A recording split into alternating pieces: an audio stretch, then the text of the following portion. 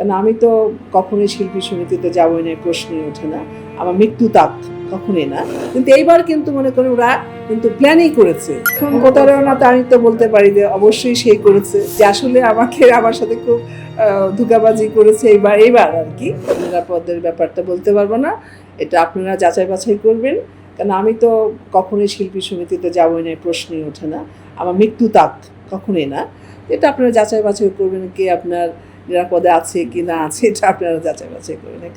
না, এটা তার ব্যক্তিগত ব্যাপার, সে যেতেই পারে। এটা তো আমি ওই বিশ্বাসে গেছি। আরেকটা বলি যে আগে যে তিনবার আমি গিয়েছি, যাব না, কিন্তু আমাকে কিন্তু পাশ করিয়েছে।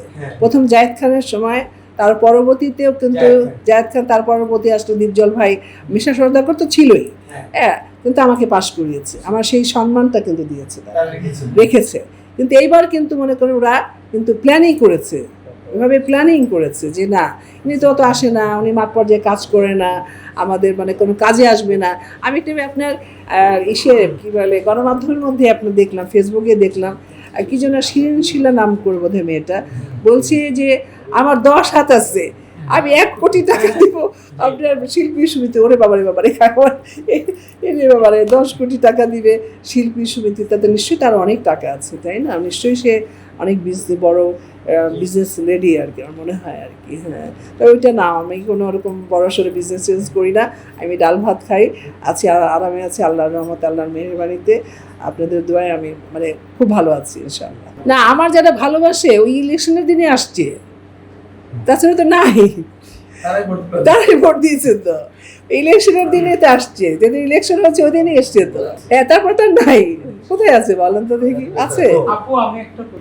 জয় চৌধুরী তো আমার সাথে কথা হয়েছে, জয় চৌধুরী আমাকে আশ্বস্ত করেছে, জয় চৌধুরী আমাকে নিয়েছে রিকোয়েস্ট করে, মানে হাতে ধরে, মানে ভাই সেজে, বোন সেজে। তা সেইখানে তো আমি তো জয় চৌধুরী ছাড়া কাকে বলবো, কাকে বলতে পারি? এখন প্রতারণা তো আমি তো বলতে পারি যে অবশ্যই সেই করেছে।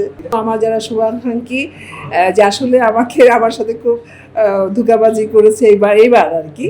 তো প্রতিবারই কিন্তু আমাকে রিকোয়েস্ট করে নিত, কিন্তু আমাকে সেই সম্মানটা ওরা দেখিয়েছিল। কিন্তু এবার সেই সম্মানটা আমাকে দেখায় নাই, বরঞ্চ আমাকে, আমি বলবো না আমি লজ্জিত হইনি, প্রশ্নই ওঠে না। আমি বিশ্বাস করেছিলাম। আমি আশা করব যে আপনারা অবশ্যই যে ভালোবাসতেন সারা জীবনই ভালোবাসবেন, আমি যতদিন বেঁচে থাকি। তো এইসব আসলেই মানে এখনকার জামানায় তো চেঞ্জ, তাই না? বদলে গেছে। তো মানুষের মন মানসিকতা বদলে গেছে। কিছু লোক আছে আসলে বড়দেরকে সম্মান দিতে জানে না, আমি মনে করি আর কি। তো তাদের কাছ থেকে সম্মান পাওয়াটাও আশা করাটা উচিত না। আমি তো জানি না, আমার মনে হয় এই ধরনের যদি চলতে থাকে, আস্তে আস্তে 2-1 যে মানে প্রকৃতি পক্ষের যারা শিল্পী আসতো ভোট দিতে, তারাও আসবে না।